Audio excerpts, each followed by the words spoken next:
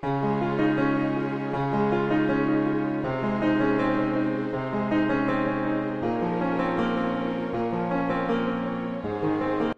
nga napigilan ni Senator Risa Hontiveros ang magbigay ng kanyang opinyon patungkol sa lumabas na balita at patuloy na pinag-uusapan sa mundo ng social media. Ito nga ay ang di umano'y video ni na Senator Robin Padilla at VP Sara Duterte.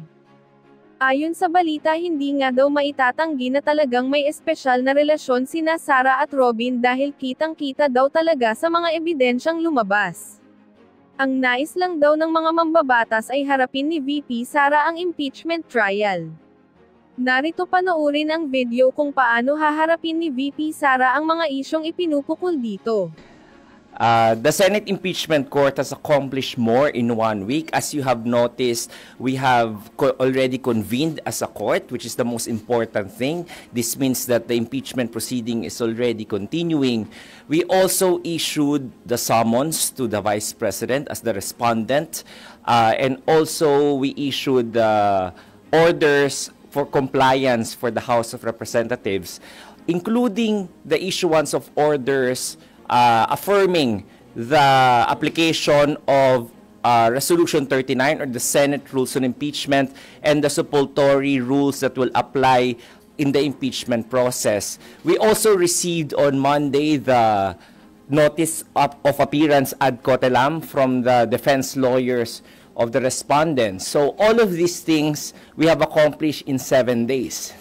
So when you see it, there is no foot dragging that has been happening or has been claimed by the parties. We have been expecting the communication from the House of Representatives and the House prosecutors as to the compliance that they have been talking about in the press conference and media releases that they have been doing for the past 3 days. But as of now, 7 days have passed and there is no such formal notice or compliance that has been filed with the impeachment court. And as you can remember, there has also been a notice of appearance that was filed by the House prosecutors last February. However, this has been filed with the Senate as a legislative body. There has been no convening yet by the impeachment court at that time.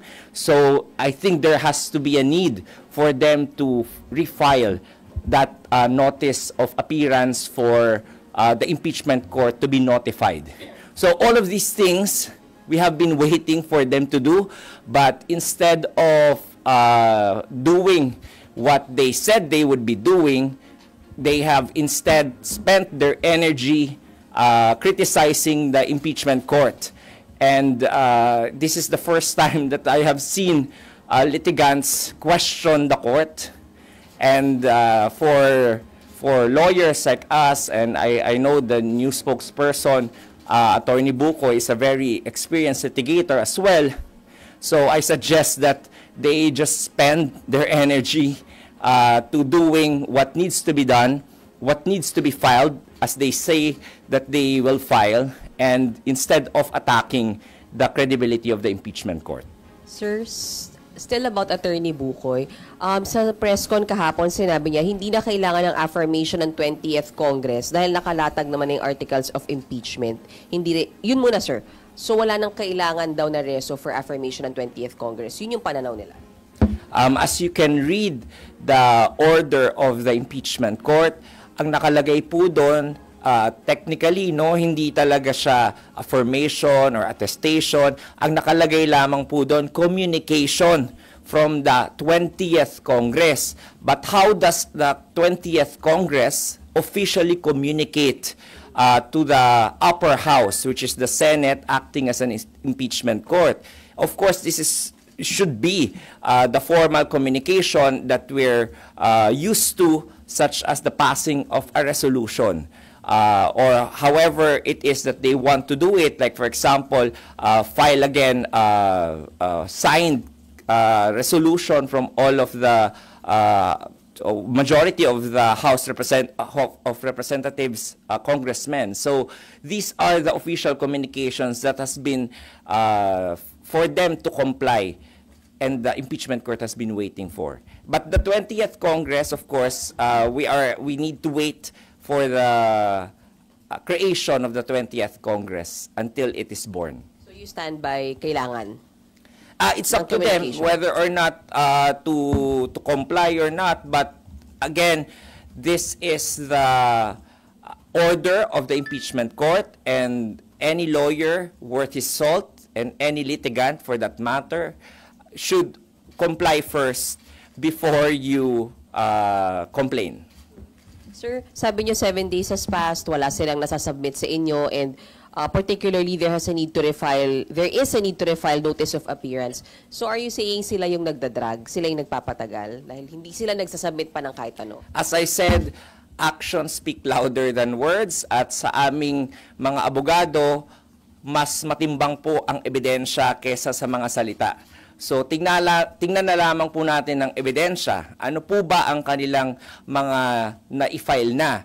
Kahit po yung pagpapareceive nung ordinary notice of appearance lamang po ng depensa ay hindi pa po nila na-receive. Kung prepared na po sila mula pa ng Pebrero, katulad ng sinasabi ni Presiding Officer na what we have to do during this interim time that we are waiting for the convening of the court is to prepare.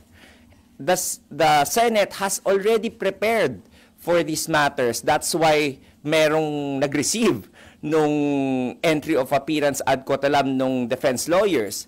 Pero sa kanila po, kahapon na itanong sa kanila kung bakit hindi ni-receive, imbis na sagutin po nila, hindi po nila sinagot.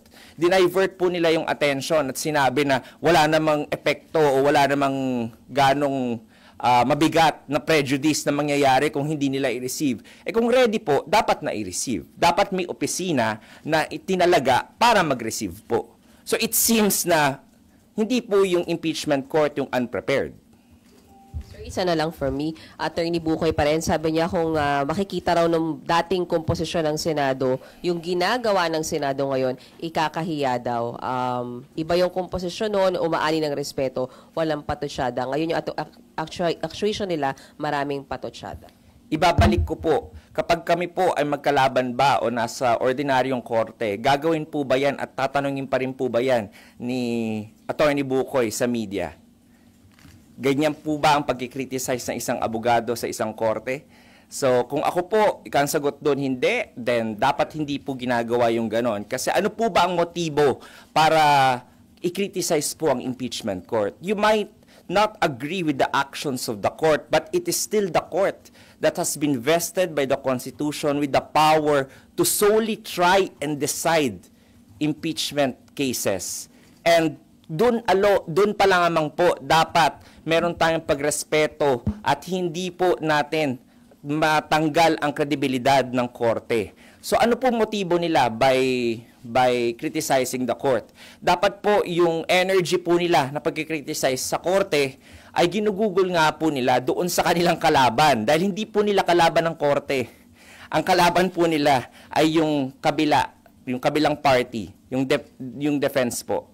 So sabi niya po, formidable yung at mga respetableng mga abogado po yung nasa defense team. So paghandaan na lamang po nila. At yun yung awayin po nila at wag po yung impeachment court. Attorney, may mga nag-oppose doon sa sinabi ni Presiding Officer Chis Escudero na walang limitation yung pwedeng gawin at pagdesisyonan ng impeachment court. Sabi nga ho ni Senator Coco Pimentel, the mere fact na nag-oath sila bilang senator judges, may mga sinusunod sila na impeachment rules doon pa lamang, it means may limitation yung pwedeng gawin ng impeachment court.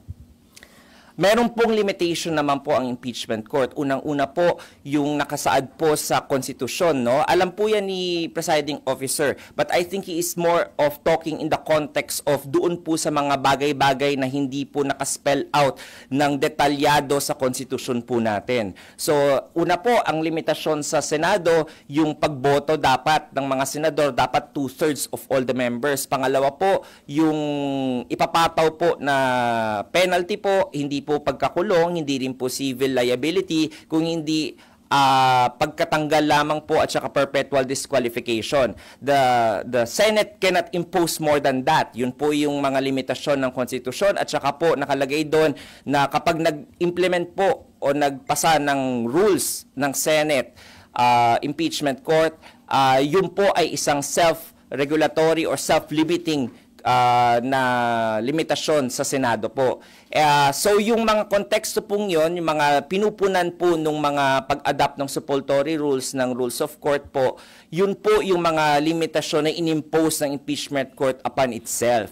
However, there are matters such as, for example, yung question po kung pwede po ba mag-refer back ang Senate impeachment court doon sa House of Representatives po. Medyo vague po doon at ambiguous. Nakalagay po sa Rule 9, Section 1 ng Rules of Court, pwede pong tingnan ng isang hukom ang kanyang jurisdiction doon sa isang kaso pag nakafile sa kanya kahit wala pong nag-motion na party. So ang tanong po dyan, mag-a-apply po ba yon o hindi? So dito po sa nangyari sa ating impeachment court, in-apply po in a way ng Senado pero hindi po dinismiss. So ininterpret niya po yung konstitusyon base po sa kanyang kapangyarihan na to be the one to solely try and decide the impeachment cases. Ayon po yan doon sa Supreme Court decision din na Manila Prince Hotel versus GSIS. Ako po, hindi lamang po ako nagsasabi dito ng mga sound bites po sa inyo. Kasi po bilang abogado rin po, kailangan po namin na ipaintindi rin sa sambayanan kung ano po yung mga legal na basehan. So part of our duty as spokesperson bilang abogado po is not to just na magbigay po ng PR statement sa inyo, pero mag-educate din po kung ano po yung legal basis. So you're saying, attorney, na hindi general yung naging statement ni SP Cheese na walang limitation yung kayang gawin at pagdesisyonan ng impeachment court? Yes po. Ang ibig po niyang sabihin doon, for those na ambiguous and vague, doon po walang limitation na i-interpret po ng Senate as an impeachment court yung kanyang kapangyarihan. Ayon nga po doon sa Supreme Court case na yon ng Manila Prince Hotel versus GSIS at saka po yung sinusundan natin na persuasive na US case na Nixon versus US po. Last na lang, si former Senate President Juan Ponce Enrile, now Presidential Legal Advisor, meron ho siyang advice sa Senator Judges once na mag-full swing na yung impeachment trial. Sabi niya, with due respect to them, my first advice is to keep quiet and then go to the session hall during their trial, sit down and listen to the proceedings, listen to the presentation of evidence. So, may plano ba si SP Cheese bilang presiding officer na i-advise din yung mga senator judges ng ganito? I think for the meantime po, no, hinahayaan nga po yung malayang paglalayag ng mga opinion ng mga senator judges kasi wala pa po tayo doon sa merito ng kaso.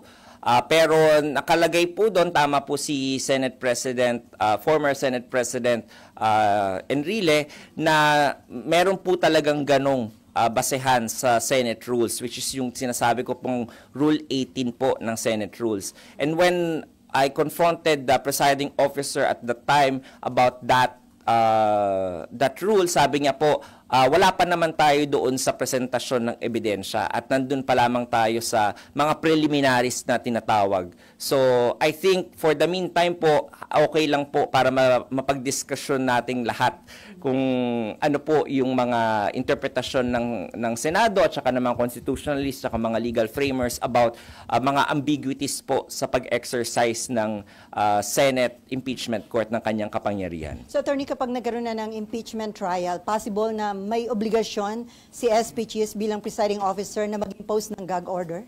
That is always a possibility. Kaya rin po, for the first time po, no, I tried to research yung tanong nyo kung ako ba yung unang spokesperson ng impeachment court. Parang opo, no? So, by doing that, by appointing me as the spokesperson, para malamang po, doon po tayo papunta sa pag-i-implement po ng Rule 18. But of course, it's up to the presiding officer at that time. We can only hazard a guess as of now. Pero we will cross the bridge when we get there pag nag-umpisa na po yung pagprepresenta ng mga ebidensya. Thank you, attorney. Hi, Attorney. Sir, coming off from former SP Enrile din, he said sa interview na the Senate is supposed to do its job with reasonable speed for the Constitution says forthwith. Anybody can understand that English word and they did not do it, they tarried, they dilly-dallied. Your reaction lang po. Sabi nga ng presiding officer, nandun pa rin kayo sa forthwith.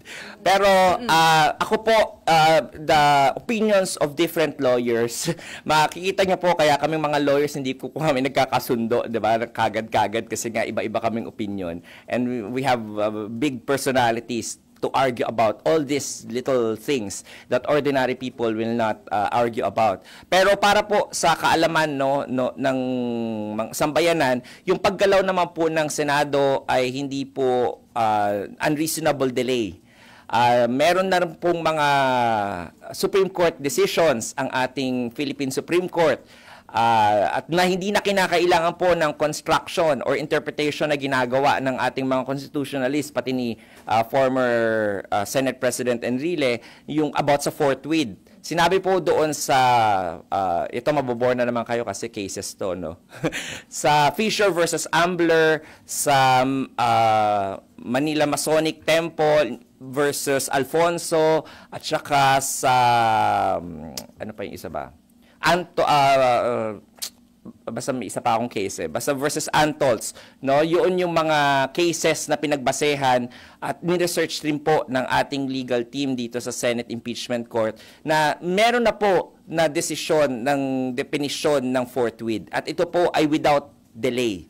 Sinabi rin po ni dating Justice Ascuna na dalawa po ang ibig sabihin ng forthwith. Yung unang-una po ay immediately at yung pangalawa po ay without delay. So, ang sabi niya po nung ginagawa yung konstitusyon, maaaring pumasok na po doon sa pangalawang definition which is without delay. Ito rin po yung kinatigan ng Korte Suprema doon sa tatlong kaso na yon. Mamaya ibibigay ko sa inyo yon para ma-cite nyo dyan sa inyong Sir, isa pang sinabi po ni former SP Enrile, yung pag-return is improper and unparliamentary. Reaction lang din po. Very po yan, no? Very welcome yung ganyan nga na mga opinion kasi it adds to the conversation. Lalong-lalo na po, alam naman natin na si Senator Enrile ay very wise at very knowledgeable about the law. However, he was not the one confronted with the motion. He was not one of the senator judges. He is not the senator sitting as one of the senator judges in the impeachment court. And I think the collective wisdom of the impeachment court should be respected on the actions that it did. Now, if ever meron pa pong hindi makatanggap nung majority vote na 18-5 at nung action ng impeachment court, sabi po namin nga, the final arbiter of all of these issues is the Supreme Court. So they just have to go to the Supreme Court kung gusto talaga nilang malinawan. But kung hindi po sila pumupunta sa Supreme Court, wag po nilang itry ito sa Court of Public Opinion at maniwala kayo doon sa collective wisdom ng ating impeachment court. Sir, last na lang po sa akin. Sa timeline lang, sir, di ba si VP Sara, ang deadline niya to give the reply is 21, pero Saturday yon, so 23. So, ang prosecutors have 28, pero Saturday po, so 30. 30 po. Okay, so what will happen, sir, kung hindi magpasa ng reply, given na parang sabi natin, hindi nagagampanan ng prosec yung, hindi nila nasasubmit yung mga kailangan nilang isubmit? I think ito po, no, I think yung hindi po nilang pagpasa ng mga kailangan po nilang i-file, I think baka strategy po nila yon, no?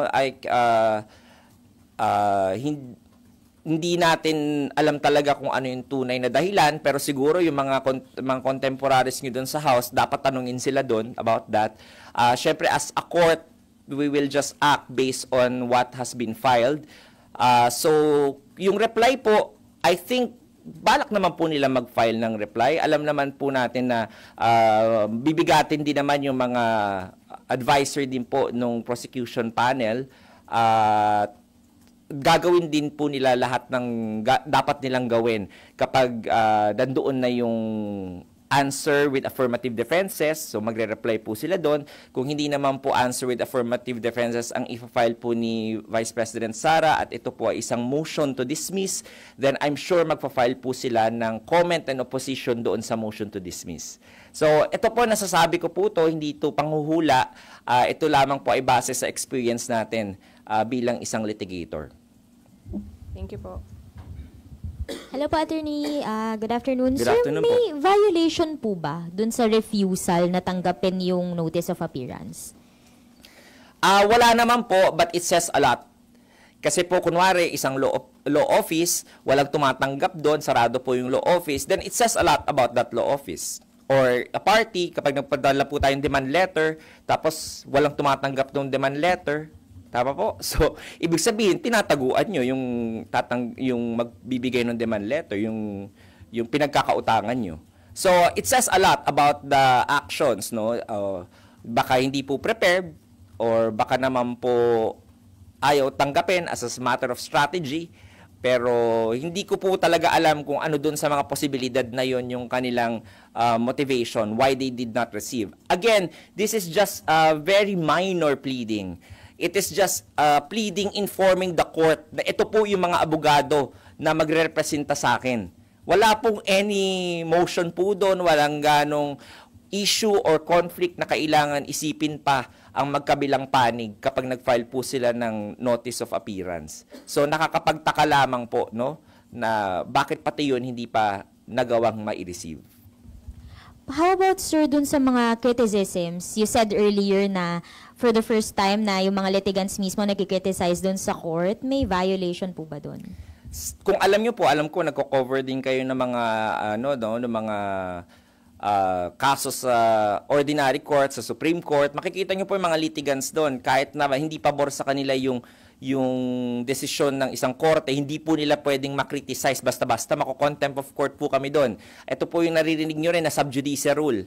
At yun po usually yung gawain ng isang litigant. Siyempre, ikaw nahaharap sa korte, ayaw mong magalit sa iyo yung mga hukom. Nakita na po natin yan nung panahon ng impeachment case ni former Chief Justice Corona. 'Di ba? Napapagalitan yung mga prosecution panel ni Senator Miriam Defensor Santiago. So hindi ko po malaman kung ano po yung nasa isip nila na pantay po ang impeachment court doon po sa mga litigants. Kasi po, kung makikita po nila, lagi nilang sinasabi, mga nangyari before sa mga impeachment trial, tingnan rin po nila kung ano po yung akto ng impeachment court doon sa mga litigants at that time. Kahit nga po sila dating Solicitor General Estelito Mendoza napapagalitan ng mga hukom ng impeachment court. So, patas lamang po ang pagtingin ng impeachment court sa mga litigants, pero hindi po nakakataas ang litigants sa impeachment court. So at this point, attorney, ano po yung pwedeng magawa ng impeachment court doon sa mga ganong criticisms?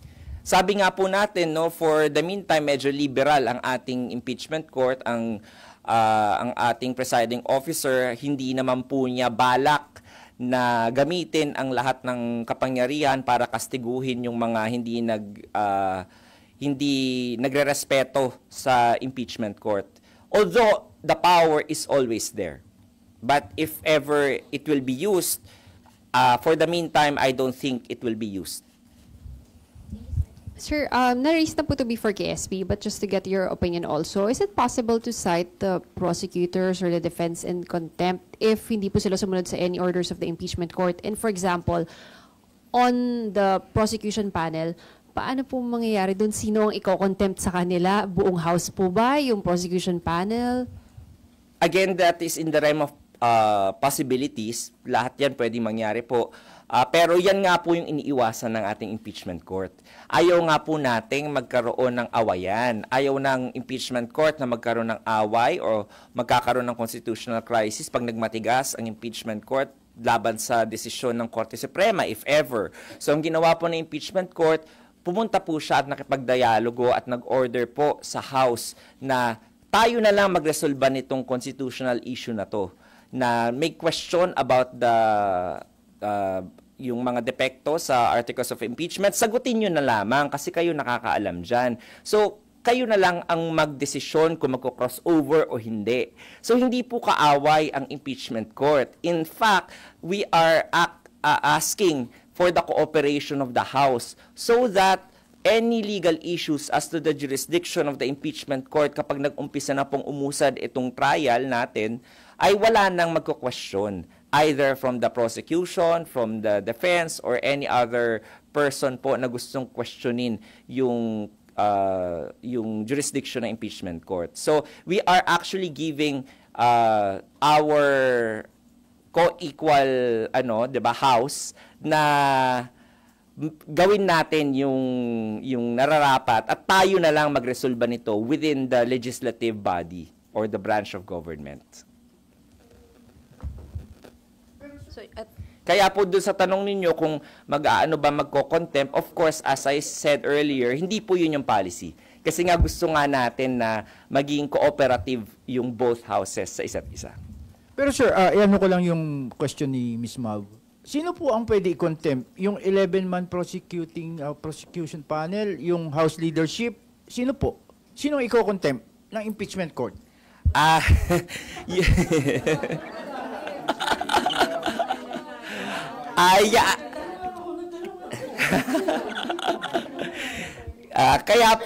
Kaya po ayaw natin dumating sa ganon. Kasi yung iniisip niyo po yan, yung question yung yan, yaan din po ang isa sa mga question na pag dedebatihan na naman ng mahaba ng impeachment court ng mga senator judges at boboto na naman po sila regarding dyan sa question na yan. Kaya kung gusto po nating umusad ng mabilis itong proseso ng impeachment, wag na pong magkaroon ng mga ganyang mga issues na ma-raise pa po sa impeachment court at magde-debate at magbobotohan pa po dyan.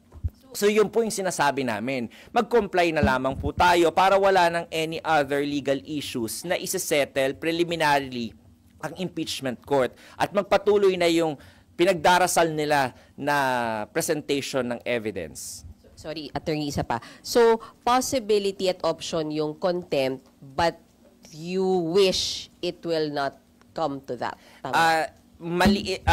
Possibility po yun, no? Yung contempt, at dahil nandiyan po yan sa rules ng Senado as an impeachment court, pero if ever it will be used, I don't think the impeachment court will use it at the first instance. Usually po, yung mga hukom po, very tolerant naman po yan of the litigants. Are you saying pag hindi sila nakasubmit hanggang June 30, walang contempt na mangyayari, sir? I cannot say definitely kasi hindi po ako yung impeachment court.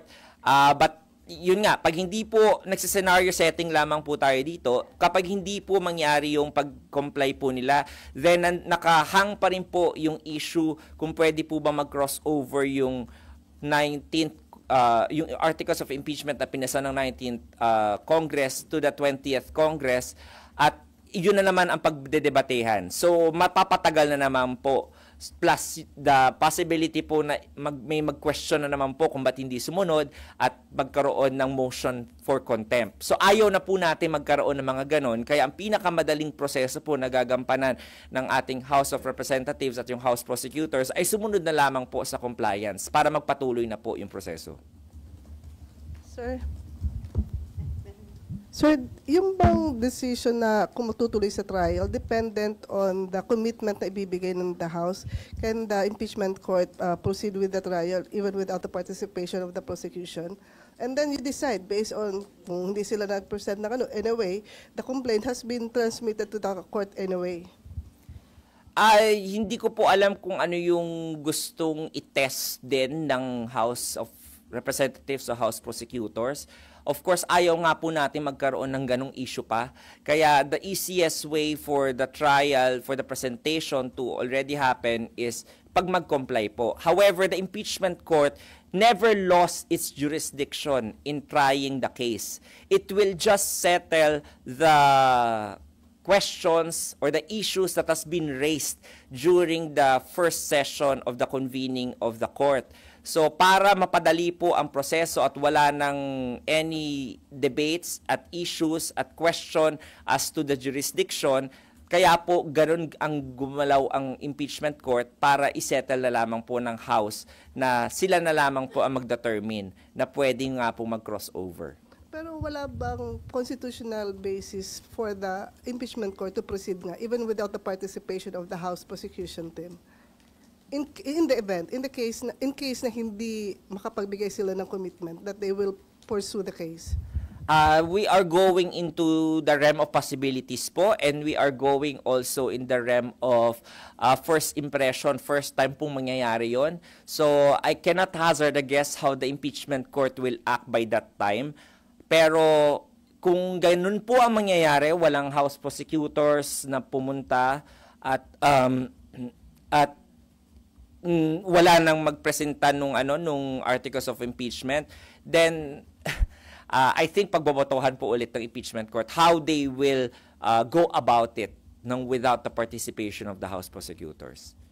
Pero of course, this is antithetical dun sa kanilang sinasabi na gusto po nila magpatuloy at handa sila.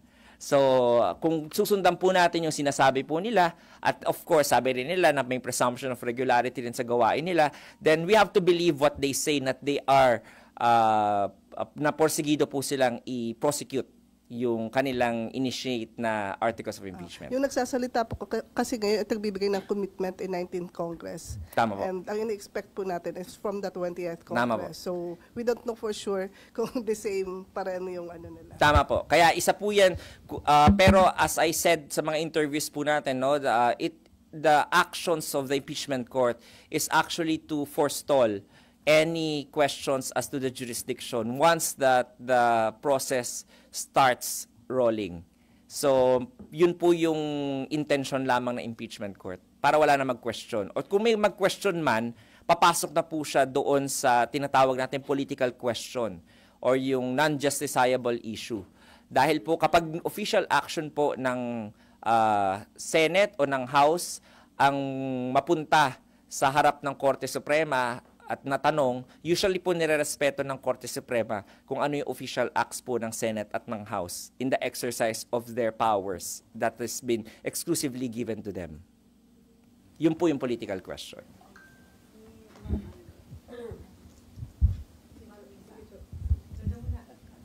Sir, hindi ba pwede apply dito yun sa Korte katulad nung pag hindi umaten yung mga nagpo-prosecute ng 3 beses?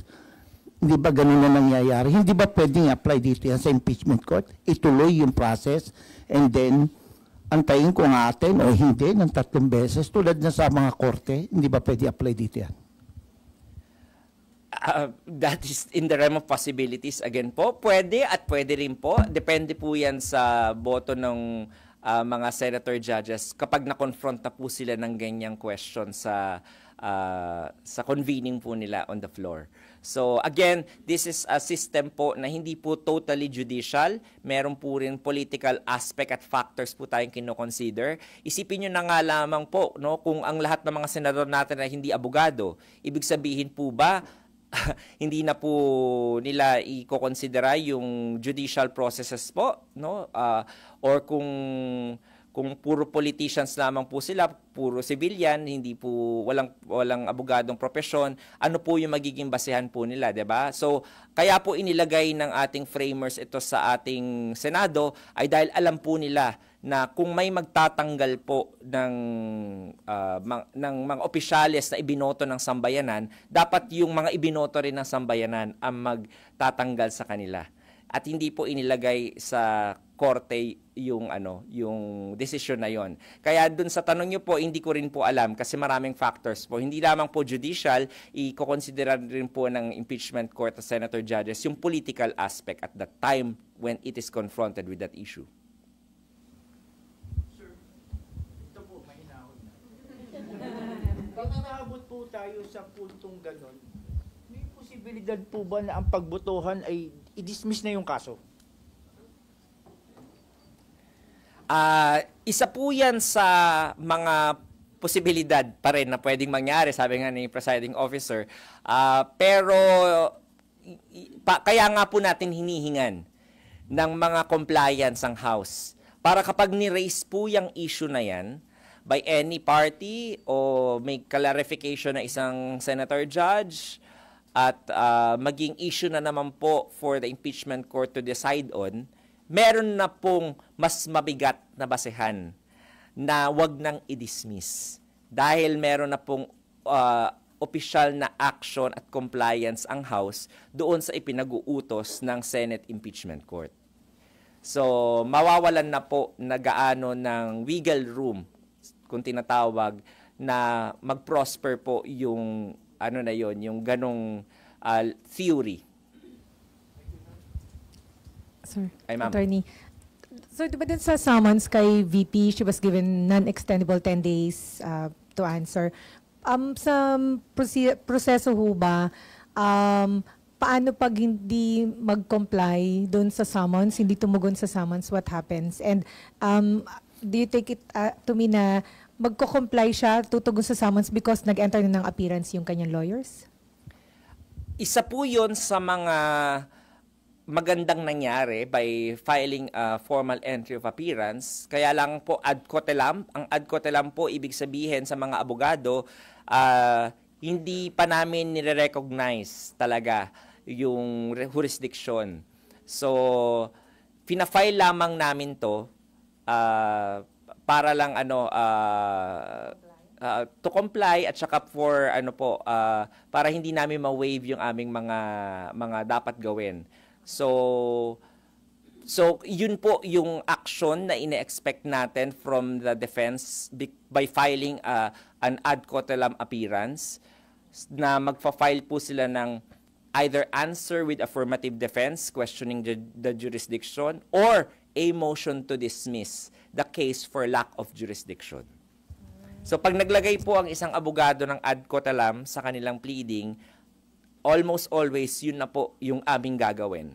Ka-questionin ang jurisdiction. Which I think also is in line with the petition na i-file po ng Vice Presidente sa Korte Suprema questioning the continuing process of impeachment against her. Isa yun sa mga issues niya. So ayaw niya pong mamut at mabaliwala yun. Kasi pag nag-subject na po sila sa jurisdiction ng impeachment court, wala na pong i-decidean ang Korte Suprema. So, para po makasiguro sila na hindi nila mabaliwala yung kanilang hinihaing petisyon at hindi rin nila ma-waive yung mga gusto nilang gawin dito sa impeachment court, ay magpa-file po sila ng ad cotelem appearance at possibly motion to dismiss or answer with affirmative defenses. So, kasi panay realm of possibilities naman kanina. So what happens kung... Medyo mataas po yung posibilidad na ganon. Based on experience po. Para po yung parang equation po yan sa ang ating litigation process. Parang equation po. Pag sinabi mong 1 plus 1, alam mo na kagad na 2 yun. Okay. So ganon din po dito. Pag nag-file ka ng ad cotelem, alam mo na kagad na yun yung possible na tactic ng depensa. Okay. Pero... what happens kung hindi sumagot sa summons? Can they choose to keep silent po? Nakalagay po sa Senate impeachment rules na magpapatuloy pa rin po ang impeachment process kahit na hindi po sumagot, hindi mag-file ng answer. At magpepresenta pa rin yung prosecution panel ng ebidensya, pero na-waive na po nung respondent yung kanyang karapatan para maghain naman po ng defense niya doon sa impeachment court. So, ibig sabihin, attorney, kung walang maging sagot ang VP, wala rin sasagutin ang prosecution panel, di ba? Kasi supposedly given 5 days sila to answer. Tama po. So lahat maghihintay na lang. Tama po. Pero as a litigant po, as a litigator, ako as a lawyer, mag-ahahain ba ako ng motion to dismiss?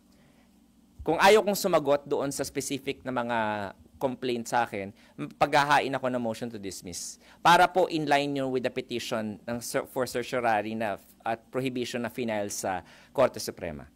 Kaya sabi ko nga po sa inyo, parang equation lang po yan. 1 plus 1 is equal to 2. Doon na po tayo papunta. And matatake. Kaya mas exciting yung i-cover nyo next week. Kaya hindi na kami yung kalaban ng House next week. Pag nag-file na yung yung defense. Thank you, attorney. By the 23rd, Monday. Kapag po nag-file ng motion to dismiss the case for lack of na po ba yun, sa trial po ba yun gagawin? Paano po? Tama po, dahil may nakahaing motion po no sa impeachment court. So sa susunod na proseso po, ang mangyayari diyan is ireresolba ang motion to dismiss. So magkakaroon na naman tayo ng diskusyon kung pwede po ba o hindi pwedeng i-dismiss ang isang articles of impeachment. So we will just cross the bridge when we get there and let the impeachment court decide on that matter. But yun pong, una po, yung pag-file po ng motion to dismiss, kailan po nila pwedeng gawin? Within the 10-day non-extendable time to file the answer. Pero yung pag-resolve po noon, kapag po nag-resume na yung, or nag-open na yung trial? Yes. So, By the 28th. Kasi isipin nyo yung timeline. The House prosecutors will end their term on June 30. So by that time, walang House prosecutors. Okay? So, kailangan mag-file o mag-appoint again ang House ng mga bagong House prosecutors kung sino yung tinatalaga ng 20th Congress. Kasi for all intents and purposes, patay na yung 19th Congress pag lumipas na ang June 30. So, yung yung 20th Congress na. Pero paano nila magagawa yon? Yung pag-appoint ng bagong House prosecutors ng 20th Congress. It's through the official act, again, of the Congress, which is through a resolution by a majority vote of the members. So, ang sinasabi po ng impeachment court, since gagawin nyo na rin naman yan, isabay nyo na yung certification o yung communication ninyo na ratifying the articles of impeachment initiated by the 19th Congress para mag-crossover sa 20th Congress. So yun lamang po yung intention ng impeachment court. Attorney, isa na lang sa akin. Yung June 30 po, ano ang dapat i-file ng PROSEC noon? Yung sagot sa yung attestation na wala silang nilabag? Yung by June 30 po? Yes, yes. Magpa-file po sila ng reply doon sa answer. Kasi po yun yung 5th day kapag nag-answer po yung respondent. Kapag hindi po nag-answer at nag-file po ng motion to dismiss, ang ifa-file po ng prosecutor ay comment and opposition to the motion to dismiss. Pero yung attestation na hinihingi ninyo, hindi siya hanggang 30 lang? Hindi po. Anytime they Pero syempre, dapat ma-file po nila before 30. Kasi nga po, sila po, yung 19th Congress po, yung nag-resolve po nun. So, ang kailangan mag-inform din po sana is the 19th Congress. Pero if hindi nila ma-file by 30, wala namang punishment. I don't think so na magpa-punishment. Kasi nga, again, nandyan naman po yung resolution and we welcome the compliance by the House of Representatives. It's just a matter of the formal informing the court of that official act of Congress po. Attorney, may nagpapatanong lang. Nabanggit kasi ni Senator Coco Pimentel na hindi siya pabor dun sa mga suggestion na questionin nilang sa Korte Suprema ng mga hindi nagsasabing mali yung ginawa ng impeachment court na pinabalik sa Kamara yung articles of impeachment kasi pwede daw yung trap at maaari daw yung makadelay pa sa impeachment process at maaring ma-divert yung attention doon sa kaso sa Korte Suprema sa halip na ma-focus yung attention doon sa main issue yung ang impeachment case against BP Sara. Would you like to comment on that, sir? Malaya naman pong gawin ng kahit sino ang gusto nilang gawin, whether mag-file po o hindi. Ang sinasabi lamang po ng presiding officer, tsaka po natin, na hindi po dapat sa Court of Public Opinion ini-air out yung mga ganyang mga hinaing. Kung talaga pong gustong magkakuha ng sagot, kung ano ba yung tama o mali na ginawa ng isang branch of government, ay kailangan po umakyat sa Korte Suprema. Now, kung ano po yung end goal ng pag-akyat nyo sa Korte Suprema, yun na lamang po yung kailangan nila magtuos sa kanilang konsensya. Ano bang epekto nun? So, maaaring tama po at maaaring mali rin po yung view na yon ni Senator Judge Coco Pimentel. But it is up to them po. But sabi ko nga po, any lawyer worth his salt will avail of those remedies if they really feel aggrieved by the actions of the court. Pero tama nga, pwedeng makadelay at mapapaboran daw dito si BP Sara. para akong yung nag-aano sa multiverse of madness si Doctor Strange. Yung iniisip ko yung mga permutation na pwedeng mangyari sa utak ko di ba? Pwede at hindi. Oo, ako pwede at hindi. Pwede at hindi, no? Hindi ko rin alam yung magiging epekto kasi katulad ninyo po, katulad nating lahat. This is the first time that this has happened. So, nag-aaral din tayo. Sabay-sabay nating first time ma-experience yung gantong pagko-crossover at yung gantong mga issues po na hindi po kinonfront ng previous impeachment courts. So, hindi rin po natin alam kung ano talaga yung mangyayari. Pero, of course, we respect the wisdom din po ni Senator Judge Coco Pimentel at maaari nga po na isa yun sa mga timeline sa multiverse po. Attorney, ito ay possible ba mangyari by next week dahil nga dun sa Adcatelam hindi nire-recognize ng kampo ng Vice President ang impeachment court. Possible by next week mas malakas ang mag-file sila ng motion to dismiss kaysa sagutin yung pinasa ninyong subpoena o summon? Ito po, ako, I'm just, speaking po as a litigator, as a defense, mas madalas po akong defense lawyer kaysa sa prosecution. Talaga pong tactic ng, defense, na magpa-file ng motion to dismiss. Usually po, isa yan sa mga arsenal para wag kagad magpatuloy ang proceeding sa korte. Kasi po, kukwestiyonin yung jurisdiction. Pag sa criminal case po, isa po sa mga grounds po ng motion to dismiss, kunwari, mali po yung jurisdiction, wala dun yung isang elemento ng krimen na nangyari sa korte na yon, so pwede mong pa-dismiss. Mali yung venue. O kaya naman po, hindi maayos yung pagkagawa ng preliminary investigation. So, magpapamotion to dismiss ka para magkaroon ng re-investigation doon sa prosecutor. So, yun po yung mga ginagawa ng defense usually. Di wala tayong maasahan na possible sumagot ang kampo ng vice doon sa inyong summon. Yun po yung isa sa mga sagot, no? Kapag nag-file po ng motion to dismiss, kasi po supportorily applied na po, no, yung 2019 amended rules of court, isa po sa ground na pinapayagan ng motion to dismiss is kapag may lack of jurisdiction po ayon sa Rule 9 Section 1. Kapag hindi po yun yung grounds, hindi po pwede mag-file ng motion to dismiss. So, I think, of course, hindi naman natin binabaliwala yung galing din naman nung law office na inano ng Vice Presidente. So alam nila yung gagawin nila, and yun nga, any lawyer worth his salt would have done everything in its power to not answer yet the complaint and to question the jurisdiction first, which is in line with what their strategy is, their legal strategy by filing the petition for certiorari with the Supreme Court. So based on that actions that they did, most probably baka yun po yung we have to contend with such motion to dismiss.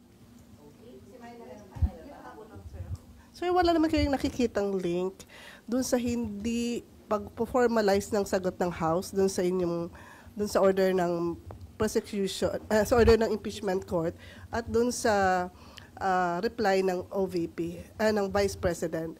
Madiderail, pwede bang hindi sumagot? Kasi with caution yung yung entry nung kanilang defense team. Kung walang sagot, walang certification from the House, so parang walang recognition dun sa na legit yung yung complaint. May nakikita kayong connection. Possible na sadyang hindi sumasagot ang House, idinederail para within yung 10 days. Walang ganun kayo nakikita. Naku, wag po ako tanungin nyo sa Attorney Bukoy kung bakit hindi nila fina-file yun. Ako, for me, siguro po, it's their strategy. It's their strategy na, kasi po, isipin ninyo to, this is not merely a judicial process. Kaya po, pwedeng magkomento ang kahit sino man, no? Dahil nga, nakakaapekto to sa bawat Pilipino, itong proseso na to. So, this is also a political process by that very aspect po. So, ibig po sabihin nun, yung kanilang strategy is not only legal, it is also political. So, lagi nating titingnan yung galawan po ng lahat po ng parties dito, the impeachment court and the litigants as well. Na yung nangyayari po sa courts usually, hindi po yun natin maaasahan na mangyari lahat dito sa proseso ng impeachment kasi nga may political aspect, may political factor. So yung pagde-delay po nila, pagtanungin nyo sila, baka strategy po nila yon. Baka hindi po legal strategy, baka po political strategy. On that matter, I don't know. I cannot hazard a guess kasi po sa utak na po nila yon. Wala po akong personal knowledge kung ano po yung nasa isip nila. Hindi sir pwedeng sabihin na basis ng defense team yon para mag-reply sila doon sa 10 days. Hindi pwedeng gawing basis yung action ng House, yung ina-action ng House. Ang hirap maging Doctor Strange. Niisip ko rin no? Magandang tanong yan, no? Pero I'm sure baka that's one of those things na kinokonsidera ng defense. Okay na po? Sige po. I want to set the tone nito pong interview sapagkat tayo ho ay nahaharap sa isang usaping pananagutan. Pero ito po ay hindi pangkaraniwan na usaping pananagutan. Ito po ay moral na usaping pananagutan. Ito po ay kaakibat sa natatanging proseso na hinaharap ng sambayanan. Ito po ay ang impeachment ng ating pangalawang Pangulo. Bakit ito natatangi?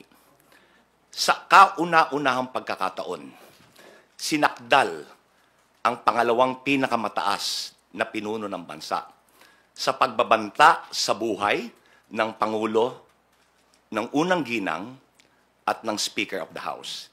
Hindi lang po ito pagbabanta. Inamin niya na kumontrata siya ng taong magsasakatuparan ng bantang ito. In other words, may kinontrata na siya na asasino o mamamatay tao. Natatangi rin dahil sa kauna-unahang pagkakataon, nasakdal din siya sa pangalawang artikulo, which is pandarambong ng kaban ng bayan or plunder.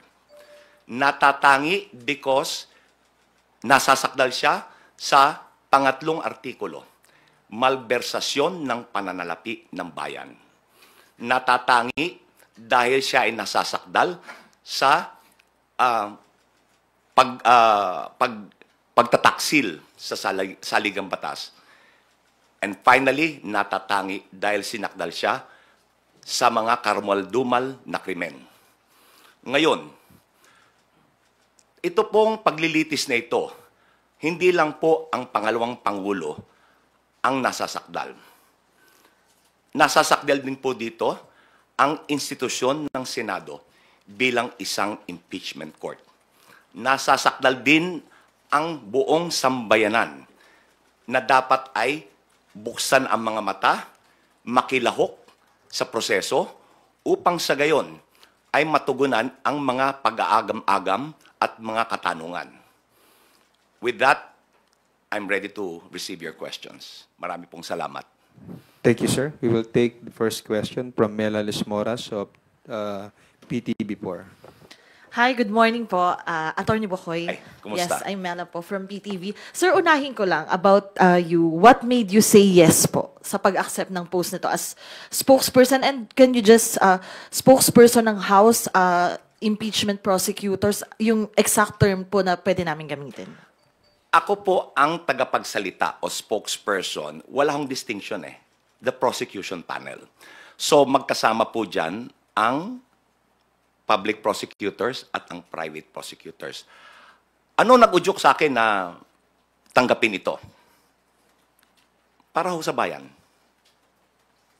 Kinausap ako ng ilang kaibigan na nasa prosecution panel And sa palagay nila ay ako ay makakatulong para ilahad sa taong bayan kung ano ang sinusugo ng prosecution.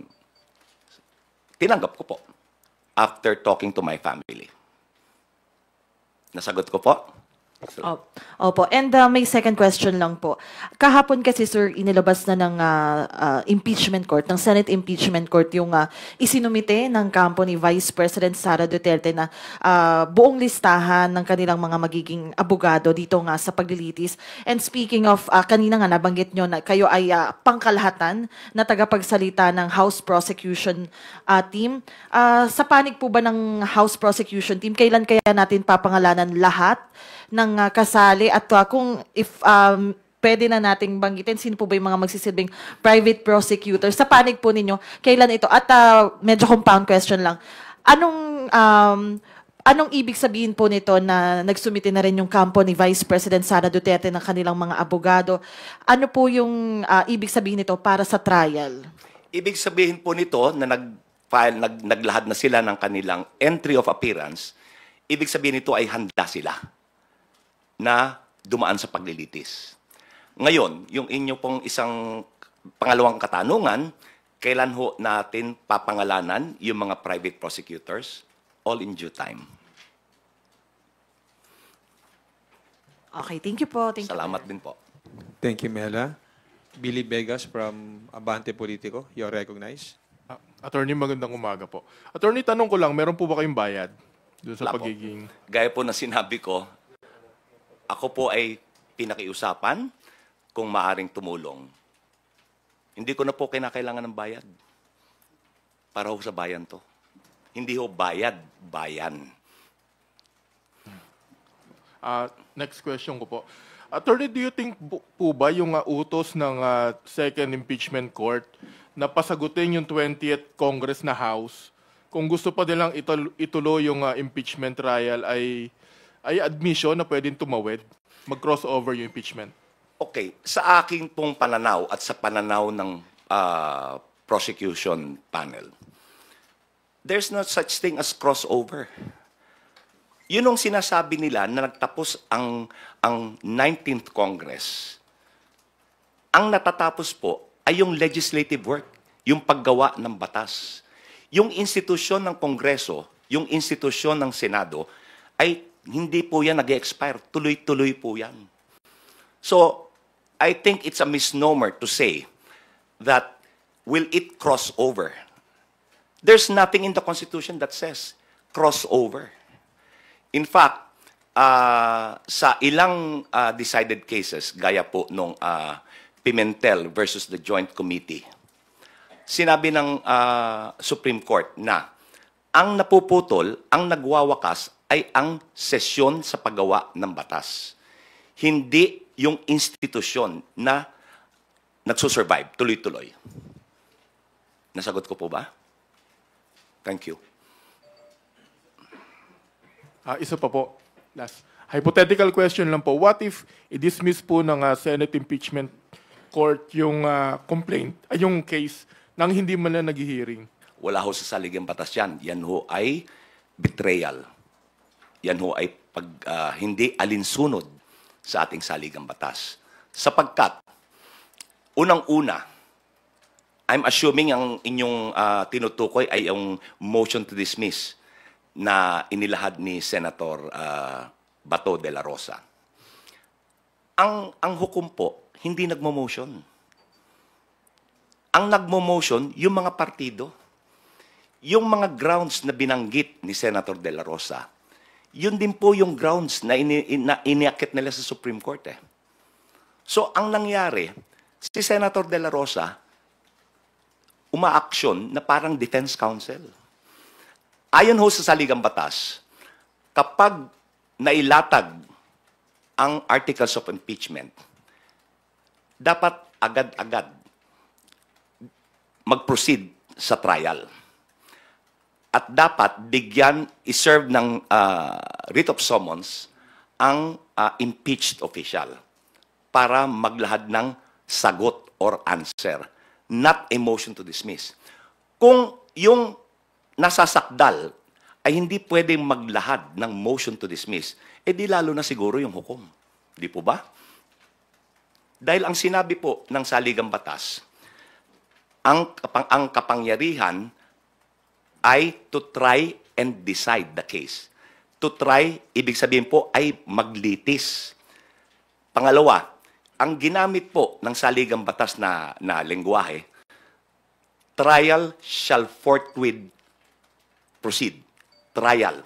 Hindi ho sinabi ng saligang batas na ang kapangyarihan ay to hear and decide.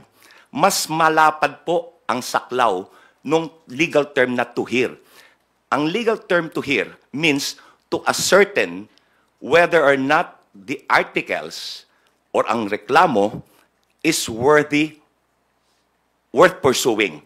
In other words, may basihan ba yung sakdal? Hindi ho sinabi ng saligang batas to hear. Ang sinabi ng batas, to try and decide. Ganhon ho ka-eksakto ang lengguwahe ng saligang batas ukol sa proseso ng impeachment. Thank you po. Salamat din sa tanong.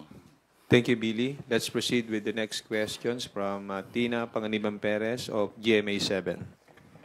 Good morning po, sir. Good morning. Sir, prior to your appointment as spokes of the PROSEC panel, have you ever assisted them in any capacity?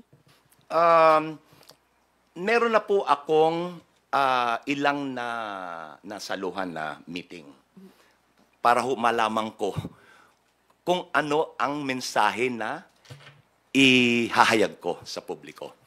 So, yes, nagkaroon na po ako ng partisipasyon.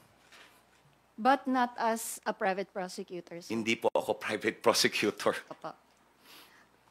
And meron po ba kayong update doon po sa binanggit ng prosecution panel na clarification na hihingin po nila sa Senate Impeachment Court about yung orders na ibinaba ng Senate Impeachment Court, pati po yung pag-remand sa articles? Within the next few days, ang prosecution panel ay magpa-file or maglalahad ng mga kaukulang pleading. Within the next few days, magkakaroon po ng paglalahad.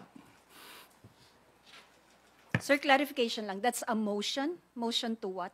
It could be a motion or it could be a manifestation. Thank you po, sir. Either way, it is to clarify. Yun hong order. Thank you po. Thank you, Tina. Vivian Gulia from ABS-CBN2. Good morning, Attorney. Good morning. Opo. Can you confirm and may we know the reason? Base po sa reports ay the House of Representatives was furnished a copy of the notice of appearance ng pag-enter ng lawyers ni Vice President Sara Duterte ng kanilang entry of appearance, pero hindi po ito tendered, copy, refused to receive. Okay. Liliwanagin ko po hindi ko ho alam pa kung ano yung dahilan. Subalit, ang bottom line dito, wala ho naman nasaktan, walang damage eh. Because nung tinender nila yung service nung entry of appearance, tender means you are constructively served.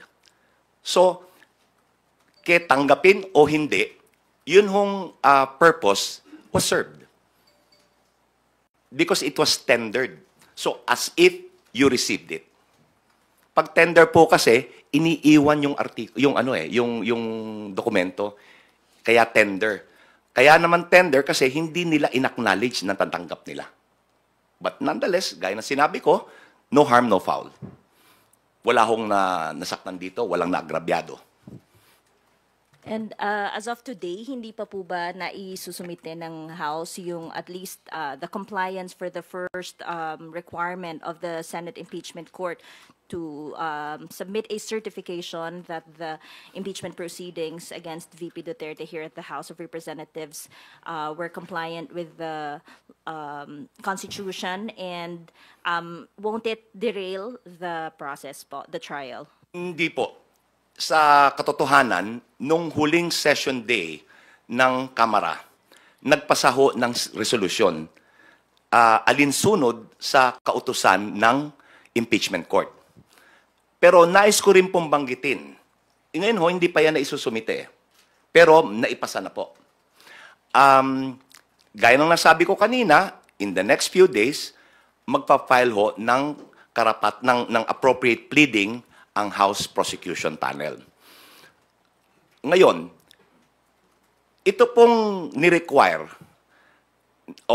yung ni-require ho ng impeachment court na magsumite ng certification na hindi nilabag ng Kamara yung 1-year bar rule. Ito po ay surplusage sapagkat yun hong verified articles of impeachment, yun na po yung hinihingi nilang sertifikasyon. Gaya po nung ruling ni Juan Ponce Enrile nung impeachment trial ng ating dating punong hukom ni dating Chief Justice Renato Corona.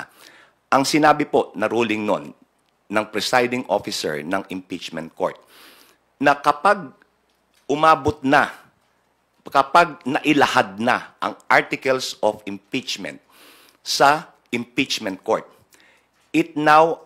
there is now attached to it the presumption of legality and regularity. Hindi na dapat pinagtatalunan. Ngayon, that is a precedent sa impeachment court. Nagtataka lang ako, bakit hindi yun sinunod ng kasalukuyang impeachment court?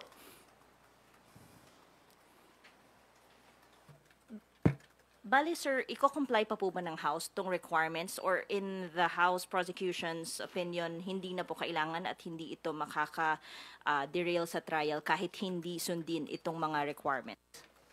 Ngayon, ito po, gaya ho nabanggit ko, ang prosecution panel ay magsusumite or maglalahad ng appropriate pleading. Ngayon, I assure the public that if the House prosecution panel will not be or not provide reason for any delay. Hindi ho ang House prosecution panel ang magbibigay ng dahilan upang maantala ang trial ng impeachment.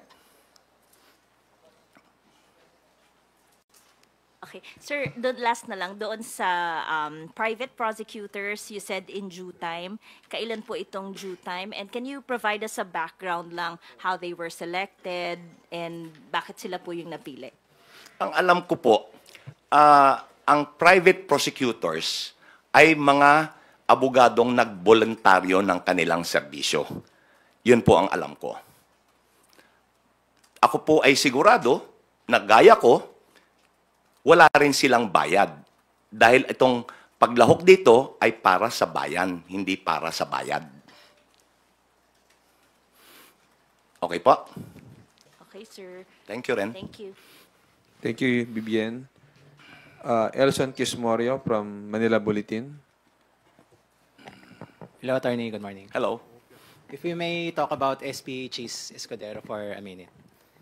Apparently, former Chief Justice Renato Puno is saying na SP Escudero may have exercised grave abuse of discretion.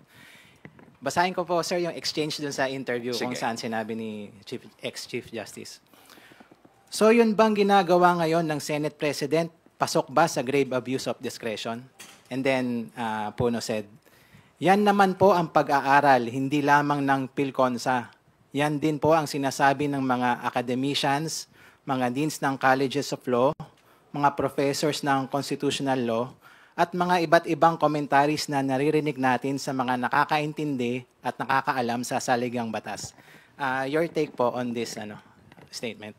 Ako po ay sumasang-ayon sa sinabi ni Chief Justice Renato Puno. Sapagkat ang mga naging actuation and ruling ni Senate President Chis Escudero as the presiding officer of the impeachment court ay wala ho sa saligang batas yan. Kagaya po ng pag-remand. Hindi po ang pag-remand, ibig sabihin, yung lower court should reconsider. gaya po na nabanggit ko kanina, wala hong salitang remand sa impeachment. Hindi ho angkop ang remand sa impeachment. Yung remand ay para sa ordinaryong kaso, sa ordinaryong hukuman, but never sa impeachment court. As a follow-up, Attorney, I think SP Escudero is somewhat dismissive of Pilconsa just because the President is Speaker Romualdez. Your take po. I agree. Is that fair? Is that fair? That's not fair. Because you judge the position based on the merit of what was said. Hindi yung personalidad. Sa palagay nyo ba, si Speaker, iba ho ang posisyon niya, iba ang posisyon, Presidente, Chairman ng Pilconsa. Sa palagay nyo, si Speaker Romualdez ay kayang impluwensyahan ang pag-iisip ni dating Chief Justice Puno? I don't think so. In much the same way that Chief Justice Puno will not and cannot influence the mindset of the Speaker of the House. So, my take is that the argument is based on the merit of the argument, not on the personality. Hindi po personality-based yan. Merit-based. Another one. Attorney, do you agree with SP Escudero's statement na parang the Senate impeachment court daw has no limit to what they can do? No. To what motion they can pursue? Hindi po. Meron pong limitasyon. Ang limitasyon ay ang ating saligang batas at ang kanilang sariling impeachment rules. Hindi po pwedeng porque you are sui generis, pwede mong gawin ang lahat ng gusto mo. Ang limitasyon po ay nasasaad sa ating saligang batas at sa kanilang sariling impeachment rules. In fact, kung yung impeachment rules po ay hindi alinsunod sa saligang batas, hindi rin po obra yun. So lalo na, yun sa kanyang statement na kaya niyang gawin, kaya nilang mag-order ng kahit na ano, mali po yun. Dapat alinsunod sa parameters na sinet ng saligang batas. Kung inyong tutunghayan, nakahiwalay po yung Article 11 doon sa Article 6. Article 6 ho, tungkol sa trabaho ng paggawa ng batas. Yung Article 11 is for accountability. Very specific yung provision ng accountability. Very specific what the powers are. So hindi po pwedeng bardagulan to. Hindi pwede na kung anong gusto, yun ang gagawin. May limitasyon. Last na po, promise. Sige. May promise pa. Totoo yan, ha? You've already called out Senator De La Rosa kanina po, no, for being like partisan kasi nag-file na motion. Pero hindi lang naman po siya yung perceived na partisan doon sa Senate impeachment court. So are you worried about that? Ganito po, ano? We will give them the benefit of a doubt. Sapagkat, alam po naman nila yung batas eh. Alam nila kung anong ginagawa nila eh. Nanumpa sila that they will administer impartial justice. Ngayon, tignan po natin kung talagang tutuparin nila yung pinanumpaan nila to deliver impartial justice. The cold neutrality of an impartial judge. Tignan natin. Talagang promise, huli na yan, ano? Okay. Thank you, Elson. Okay. Milky Ergonan from DCRH. Good morning, Attorney Bukoy. Gandang maga po. How do you describe the composition of the defense team? Kilala ko po yung mga name partners dyan dahil we are contemporaries sa UP College of Law. Ginagalang ko ang kanilang kakayanan. And I think the Vice President is in good hands.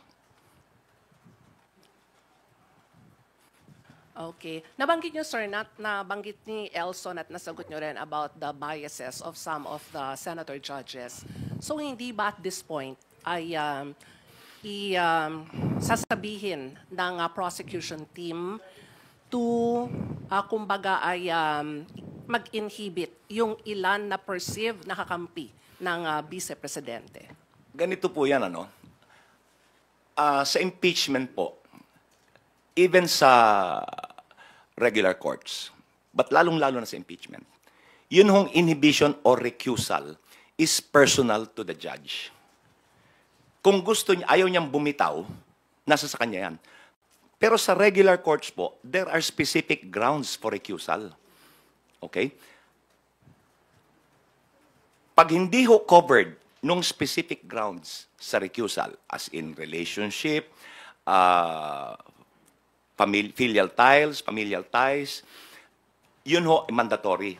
Pero other than those, if ang ground ay perceived bias, yan po ay personal na desisyon nung hukom. Ngayon sa impeachment po, yan po ang umiiral na kalakaran.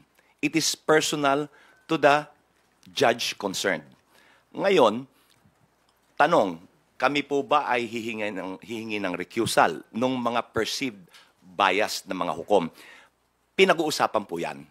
Subalit, kung ito ay magiging dahilan para maantala, siguro isang tabi na lang yan. Anyway, ilalahad ang ebidensya, ipapakita sa mga hukom, makikita ng publiko, nasa sa kanila yan. Kung kahit na malakas ang ebidensya, mag-aakwit pa rin sila, sinong huhusga? Ang bayan. So, meaning, Attorney Bukoy, if ever, hindi nyo ipipilit na mag-inhibit sila. Pero pwede bang sabihan na hindi sila magbigay ng mga statements, kumbaga ay panig kay Vice President Sara? Kasi hindi pa naman sisimula ang impeachment trial and they will serve as the senator judges. Wala po kami sa katayuan na turuan sila. Alam na po nila yan. Hindi na kinakailangang ipaalala pa.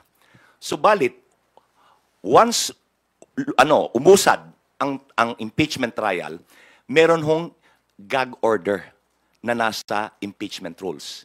Bawal magbigay ng mga opinyon, bawal magbigay ng mga pahayag ukol sa merito ng kaso, ang prosecution, ang depensa, pati na ang mga hukom. May gag order po na nakalagay doon sa impeachment rules ng Senado. Salamat po. Salamat din po. Thank you, Milky. Let us now acknowledge Dwight De Leon from Rappler. Hello po, good morning po, Attorney. Tama ba, Attorney, it wouldn't be in the best interest of the prosecution to push for the inhibition of some senators because you still need 16 votes to convict? Or magbabago po ba yung numero? Kami po ay umaasa na bubuksan ng mga hukom ang kanilang mga mata at titimbangin nila ang ebidensya. Ngayon, meron po mga identified na kumikiling sa nasasakdal. Meron din po naman na swing votes. Ngayon, yung pong kumikiling, umaasa kami that the evidence will convince them to be impartial and to vote. Kung kinakailangang mag-convict, they will convict. Kung kinakailangang mag-acquit, they will acquit. Lahat po ay depende sa ilalahad na ebidensya. So, para sa akin po, let's give them the benefit of a doubt. Okay po. Attorney, may specific person po ba from the House who tapped you to be the spokesperson? Is it Speaker Romualdez or anyone from the House? Hindi po, hindi ko nakausap si Speaker Romualdez. Ang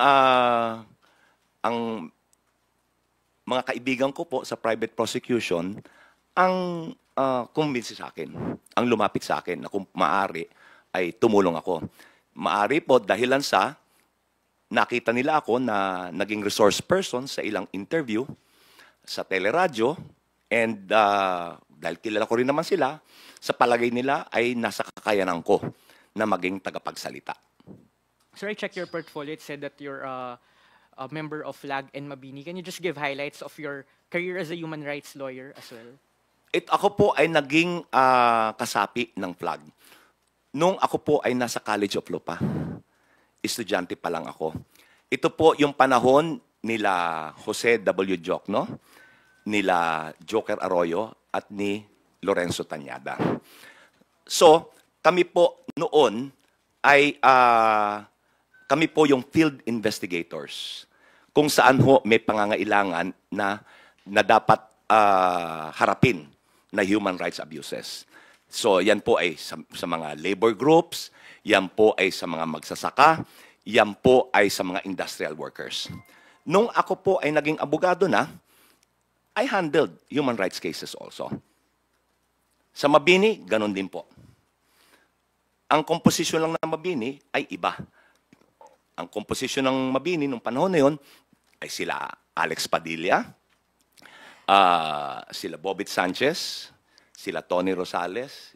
Yan po. Yan yung mga nakatrabaho ko. These days po ba, do you still handle human rights cases or mas IP and litigation? I'm still a litigator. Intellectual property is one of our fields of practice. Okay po. And attorney, may nakita lang akong post somewhere na nakalagay ICC accredited lawyer. Is that true? Or No, I'm not an ICC accredited lawyer. Okay po. Sige. Mali po yun. Okay po. Sige po. Yun lang po. Thank you, Okay, attorney. salamat din. Thank you, Dwight. Earl Tobias from IBC 13. Good morning, Attorney Odi. Morning. Sir, hingi lang po ng reaksyon sa meron po kasing mga bagong alegasyon na galing kay Vice President Sara Duterte. Babasahin ko na lang po. Sige po.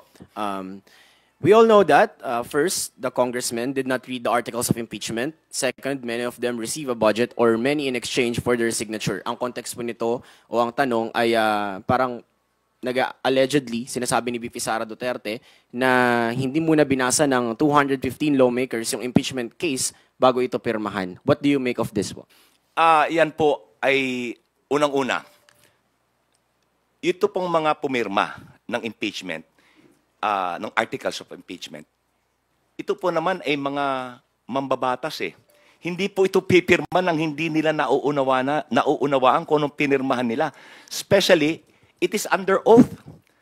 Pag under oath, that is under pain of perjury. Hindi naman nila siguro isusuong ang sarili nila sa ganun. So, palagay ko ay, propaganda na lang yan. Follow up with that, attorney, kasi even with the start of the Good Government Committee hearings nung nauungkat yung anomalya ng confidential funds with the OBP and the DepEd, the BP has shown several allegations to the House. As the spokesperson, would you expect a change of attitude from the BP when it comes to the proper time na humarap na siya sa impeachment trial? Kumbaga, sa halip na personal allegations, ay sagutin ng direkta yung articles of impeachment mga kaso sa kanya? Yan lang ho ang paraan para niya depensahan ang articles of impeachment. Sagutin niya.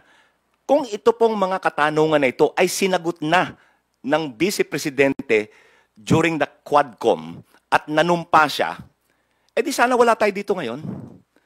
Kung katanggap-tanggap naman yung kanyang paliwanag, siguro wala tayong impeachment ngayon. Hindi po ba? Ang problema, ayaw niya manumpa, ayaw niya sagutin. Gaya po ng confidential fund. Anong sagot niya? Confidential fund nga, kaya hindi pwedeng pag-usapan. Mali yun eh. Attorney, last na lang from my end. You said na nga kanina po na parang wala sa Constitution. Basically, yung pagmumosyon ng mismong Senator Judge and that Senator De La Rosa himself is acting like a defense counsel. With that po, is it also fair to now state that whatever happened to the Senate sets a bad precedent doon sa 20th Congress na mag-hold ng trial? Kasi parang laging nakabinbin or hanging by a thread yung pagtuloy nito with just one motion, pwedeng ma-dismiss. It's a bad precedent. It's a terrible precedent. Dahil hindi ito alinsunod sa saligang batas. Ang trabaho ng hukom ay litisin at desisyonan ayon sa ebidensya. Hindi maaaring i-dismiss na walang paglilitis. Wala yun sa saligang batas. Ang sabi ng saligang batas, litisin at desisyonan. Last na lang, sir. Promise din. As the spokesperson, do you have a direct message to the senator judges that will hold the BP's trial in the next Congress? Ang aking pong pakiusap ay maging impartial. Deliver impartial justice nang naaayon sa ebidensya. No personal preferences, no party affiliation influences.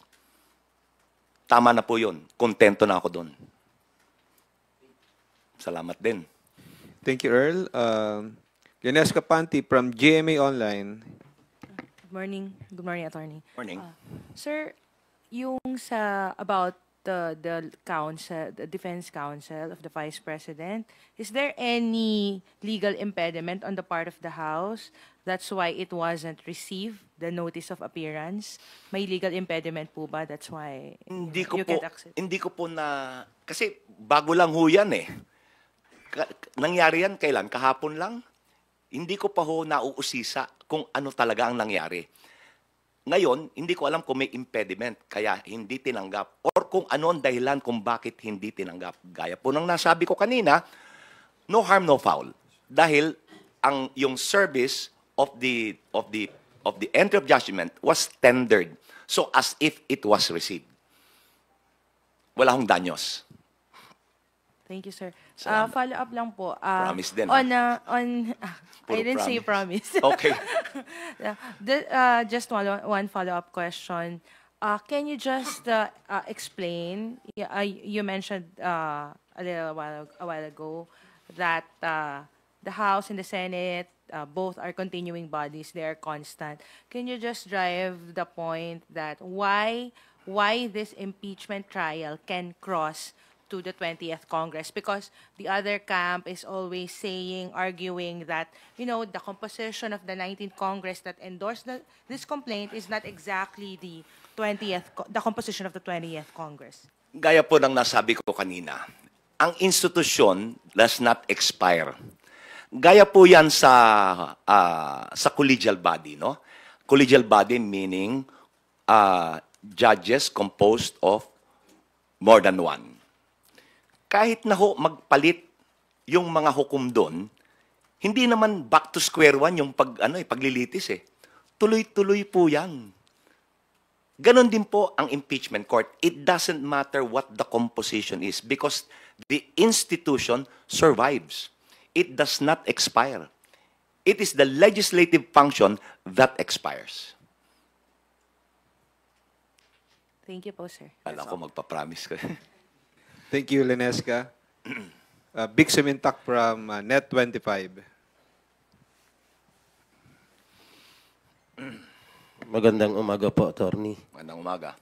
Attorney, doon sa panimulang salita po ninyo, natatangi lahat itong nangyayari, maging yung article of impeachment, maging yung nasasakdal, maging yung impeachment court, sui generis.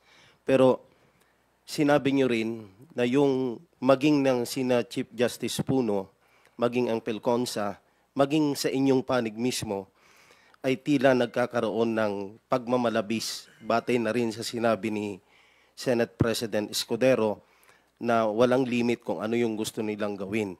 Ang tanong ko po, sa ganitong mga pagmamalabis na napupuna ng mga legal luminaries diyan sa impeachment court, na maaring lumalabag sa saligang batas, sino po ang pwedeng sumawata at pwedeng magpapigil o magtuwid sa impeachment court?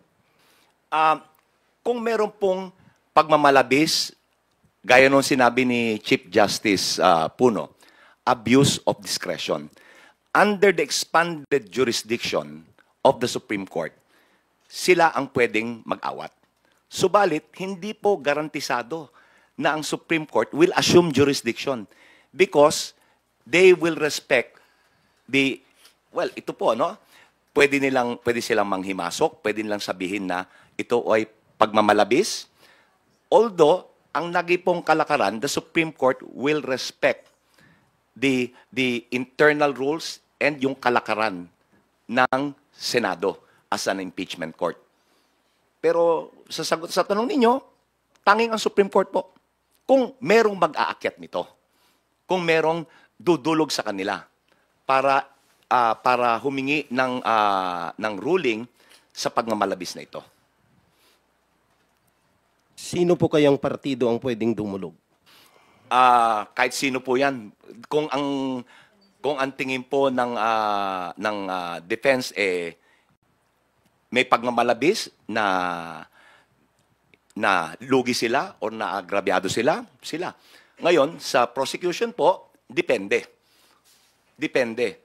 Although ang prosecution, pwede pong ano yan, it can be a recourse available for the prosecution. Okay.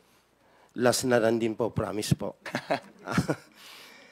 Sabi po ninyo, at saka nung ipadala ng House of Representatives yung article of impeachment sa Senado, naninindigan ng prosecution team na mayroong presumption of legality and regularity ng article of impeachment. Pero pagdating po nung ma-constitute ang impeachment court, ang desisyon ng impeachment court under SP Chis Escudero as presiding officer, nireman po nila yung impeachment, article of impeachment. At noong huling araw po ng sesyon ng 19th Congress before the CNJ adjournment, nagpatibay sila sa plenaryo ng isang motion or resolution not to accept the remanded article of impeachment. Ang tanong ko po, dahil sa nangyaring yun, with the presumption of regularity pero ni-remand, ano po ang status ng article of impeachment? Kaya ko natanong yan, attorney, kasi maging sa panig ng depensa, mukhang si Vice President Sara Duterte ay nagre-refuse to answer the summons of the impeachment court dahil ang paninindigan nila ano ang kanilang sasagutin kung yung mismong article of impeachment ay questionable. Hindi po. Hindi po nagpasa ng resolusyon ang Kamara na huwag tanggapin. In fact, nagpasa sila ng resolusyon certifying that the articles of impeachment did not violate the one-year bar rule. Ngayon, kung sinasabi po ni Sara Duterte na wala siyang sasagutin dahil ang articles ay binalik. Hindi po naman ibig sabihin nito na yung articles patay na. May sasagutin pa rin siya. Nandyan yung articles eh. Kaya nga sinabi nga ng Senado, ng impeachment court, buhay na buhay ang impeachment proceedings. Because nandyan pa rin yung articles. Ang hiningi lang ay ang certification, yung remand. Yung sinasabing remand, gaya ng nabanggit ko kanina, hindi po angkop ang remand sa impeachment proceedings. Yan po ay angkop sa mga regular courts. So, yung articles po, nandiyan pa rin. Sagutin niya. Ngayon, kung ayaw niya sagutin, bakit? Another delay. Hindi po ba? Kung talaga siya ay seryoso na linisin ang kanyang pangalan, hindi ba sabi nga niya, I want a bloodbath. I want a trial. Hindi dapat sagutin niya para walang delay. Sa ganitong paraan, malilinis niya ang kanyang pangalan. Clarification ng attorney, kasi aside from doon sa resolution, may motion na inapprove sa plenary na hindi nila tatanggapin muna yung remanded article of impeachment. So ano ang magiging implikasyon noon sa panig ng impeachment court? Dahil, kaya sumagot si SP Escudero na whether they like it or not, they should comply with the order of the impeachment court. So nung hindi tinanggap ng plenary yung article of impeachment, ano ang implikasyon? By plenary, you mean plenary ng House of Representatives? Yes, sir. Wala pong ganong resolusyon. Meron po. Wala. My motion. The first is the resolution, and then may motion po sa plenary not to accept the remanded article of impeachment. Wala pong resolution to that effect. Motion. May motion lang. Ngayon, so what is the implication of that motion when the plenary approved the motion not to accept the remanded article of impeachment? Wala pong ganon. In fact, ang paninindigan ng plenaryo ay issue the certification. Kaya po, nabanggit ko, within the next few days, magpa-file po ng appropriate pleading. Walang inaprubahan na motion na wag tanggapin. Wag tanggapin. Yun nung sinabi ni Senate President Escudero ay bilang kasagutan sa isang tanong na paano po kung hindi tatanggapin ng plenaryo. Anong sagot niya? Hindi, dapat sumunod sila kasi kami ang husgado. Wala akong alam na inaprobahang motion na huwag tanggapin. Hindi po yun ang posisyon ng ano. Wala pa pong ginagawang posisyon. Ukol dyan, ang... Are you done with your questions, Vic? Okay. Marian Enriquez from TV5. Hi, Hello. good morning, sir. Pero hindi naman approve. Hindi aprobado yan eh. Ito?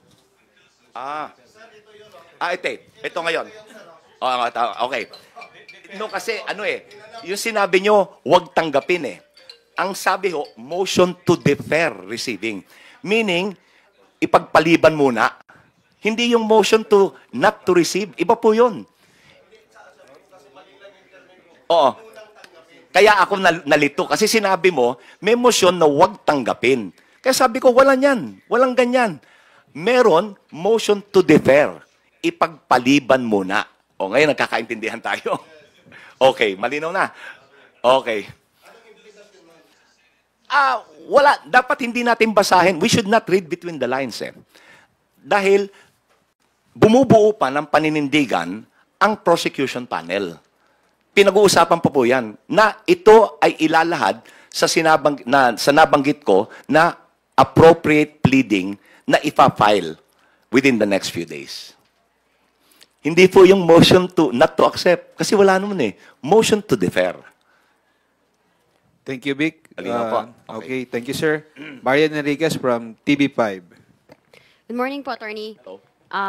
Sir, since you mentioned na nga po, meron na tayong na-adopt na resolution about doon sa unang hiling ng Senado na hindi nga po lumabag sa konstitusyon, one-year prohibition rule.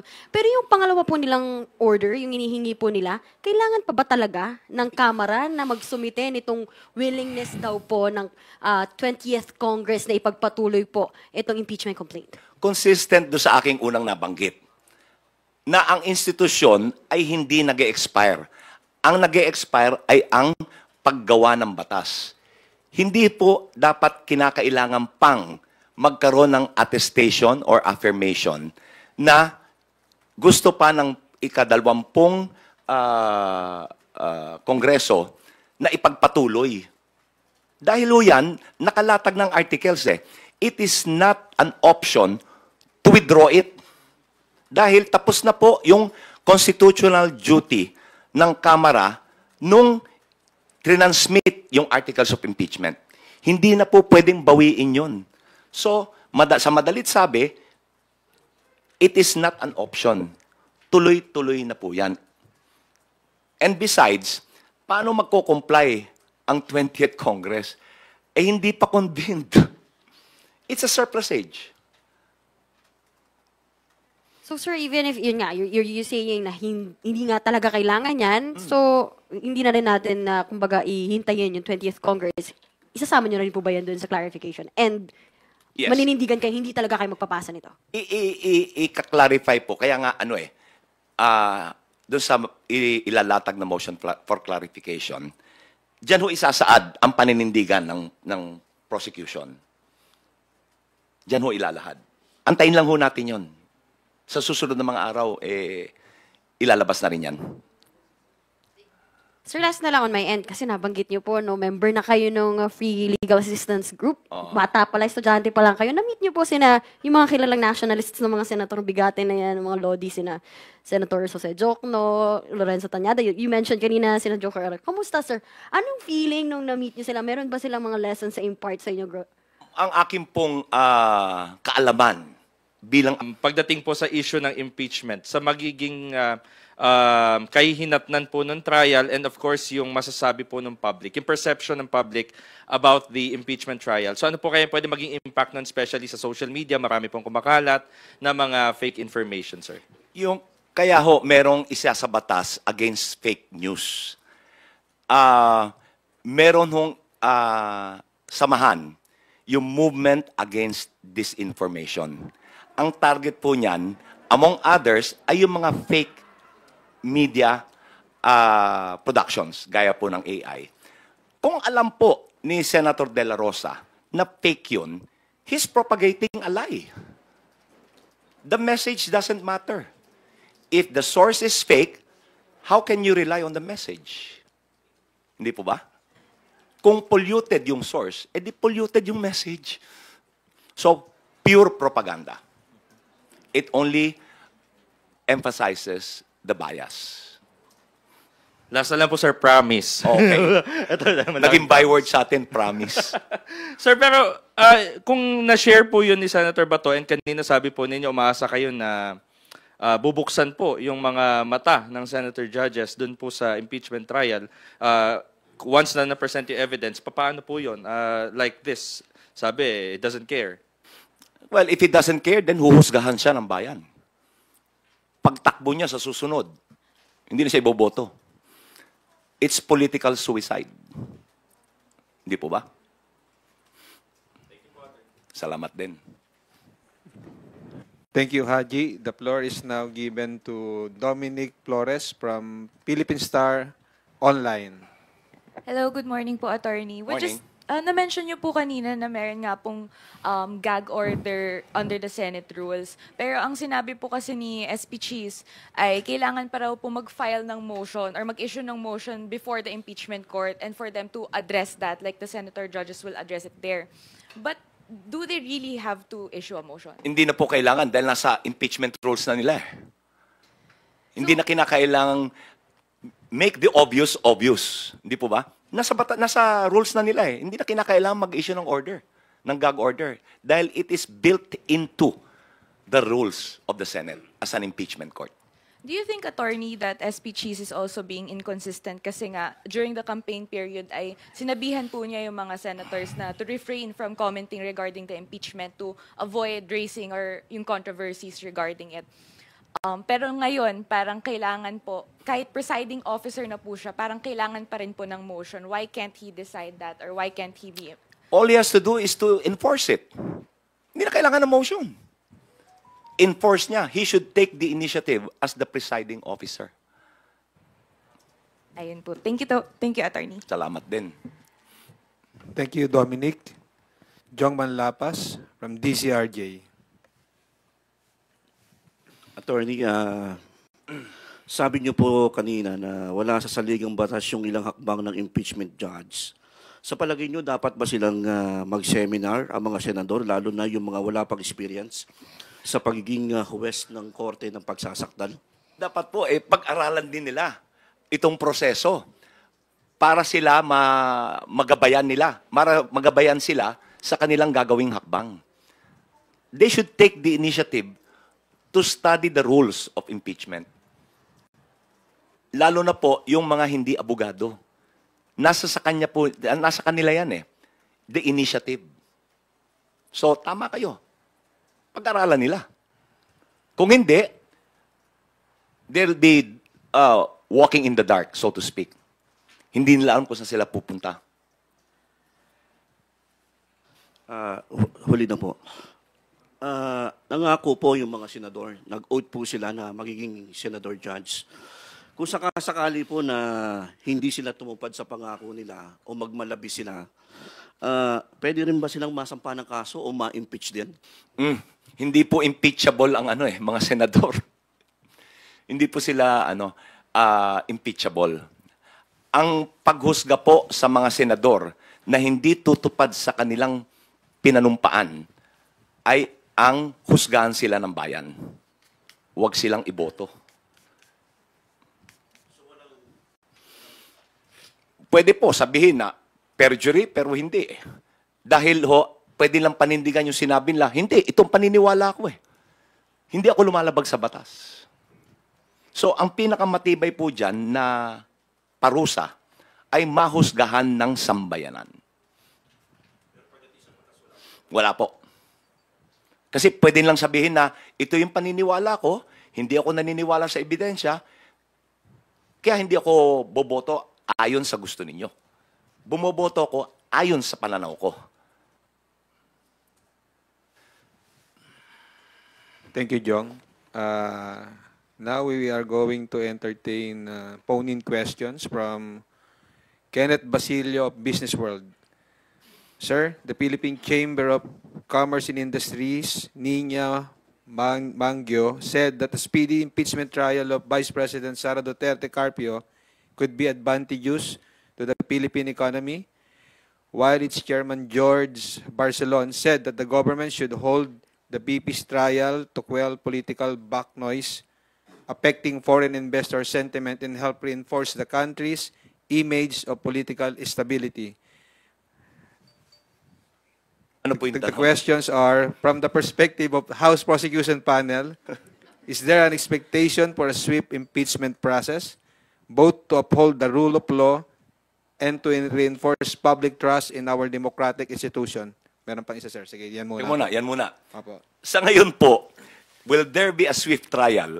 It doesn't look that way. There's so much foot dragging on the part of the impeachment court. Also on the part of the impeached official. Pero ito po, once ito ay umusad, pag-usad po nito, sa panig ng prosecution, hindi po ang prosecution ang magbibigay ng dahilan para maantala ito. Ang gusto ng prosecution, swift trial. Ngayon, yung second question. Second question, and how can the prosecution reassure the private sector that the impeachment will not lead to a paralysis or disruption in economic policy making? Ang sagot po dyan ay yung unang tanong ninyo. Does the prosecution expect a swift trial?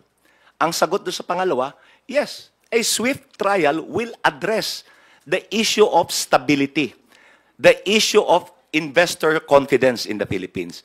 Kasi po, habang tumatagal ito, habang naaantala, habang lumalawig, naguguluhan ang tao. Anong ginagawa ng tao? Nagagalit, nagrarally, nagpoprotesta. So, sa foreign investors, hindi po maganda yan. Ang gusto ng foreign investors, stability.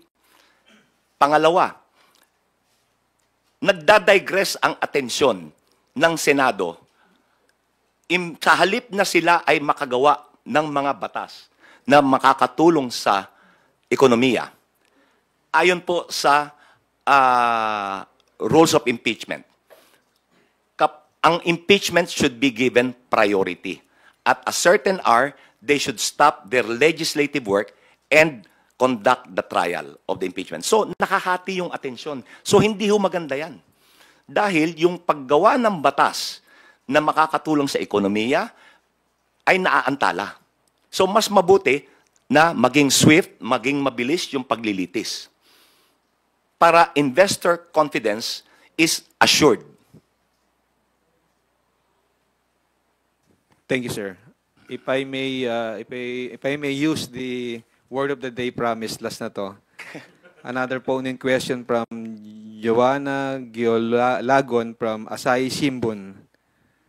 Sir, makikita nung sana if the prosecution panel is working with the parties that previously filed impeachment complaints against the BP, kung meron pa silang role dito, like maybe as resource persons.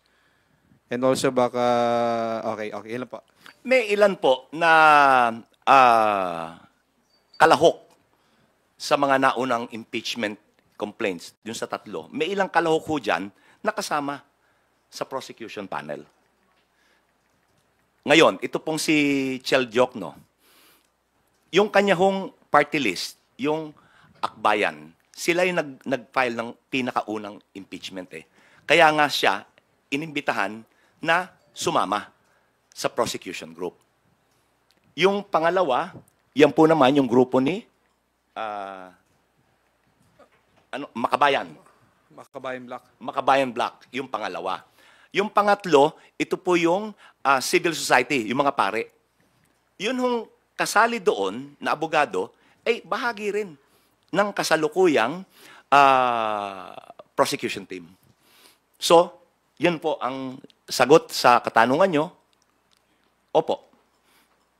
Thank you, sir. Tina Panganiban Perez of GMA7 again. Sir, pasensya na. Mababawi yung promise. Okay. Pahabol lang po. Are you at liberty to tell us who the witnesses of the prosecution panel will be or kahit ilan yung ipepresent? Let's wait and see. Kasi po, we're still vetting the witnesses eh. Merong mga testigo. Ngayon, pinag-uusapan lang, alin ang pinakamalakas? Alin yung uunahin? Darating po tayo dyan pagdating ng paglilitis. Thank you po. Thank you. Billy Vegas from Abante Politico. Sorry po, ito po talaga yung promise ko. Kanina po walang promise. Binitin mo pa yung promise kanina. I-stress out ko lang po. Kasi may sinasabi po sila na yung refusal daw ng House to accept yung pinadala ni VP ay will cause further delay daw po. Alin pong pinadala? Yung entry of appearance? Yung Wala. entry po. Gaya po ng sinabi ko, that the service was tendered. So as if tinanggap, it will not delay. Kasi appearance lang naman yan eh. Pinapaalam lang sa prosecution, pati sa impeachment court, kung sino yung mga abogado niya. Wala pong delay yan. Thank you, BD. And before we conclude our press conference, we will give the floor again to Attorney Bukoy for his closing remarks. Sir? Ito po ang aking habilin. Sino ba ang takot na ilabas ang katotohanan? Sino po ang takot? E di yung may itinatago. Yung may itinatagong katiwalian, may itinatagong kamalian. Sa usaping patungkol sa proseso, walang higit na mahalaga kundi ang suyurin at hanapin ang katotohanan. The delay or suppression of the desire to know the truth becomes even more palpable. It becomes more compelling the longer that you delay or suppress the desire to know the truth. So, magmatsyag po tayo. Obserbahan natin yung proseso. Let's all get involved. Kasi po, gaya ng nasabi ko, we are all stakeholders sa prosesong to. Maraming salamat.